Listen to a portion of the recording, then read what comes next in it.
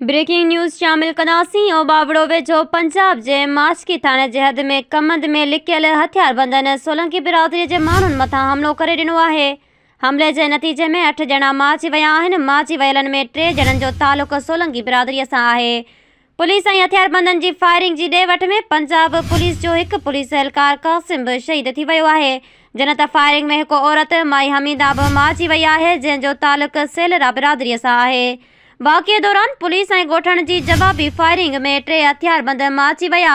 मजमूई तौर ते वाक़िए में मारिजी वियलनि जो तादाद 8 थी वियो आहे। जन त लाशनि खे तालका इस्पताल सादिकाबाद मुंतक़िल कयो वियो आहे।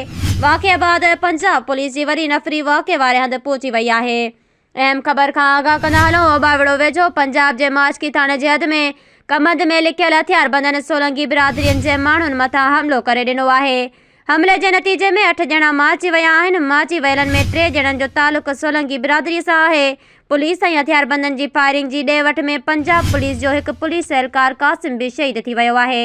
जॾहिं त फायरिंग में हिकु औरत माई हमीदा बि मारिजी वई, जंहिंजो तालुक़ सेलरा बिरादरीअ सां आहे। वाक़िए वारे हंधि पुलिस ऐं ॻोठाणनि जी जवाबी फायरिंग में 3 हथियारबंद मारिजी विया। मजमूई तौर वाक़िए में मारिजी वियलनि जो तादाद 8 थी वियो।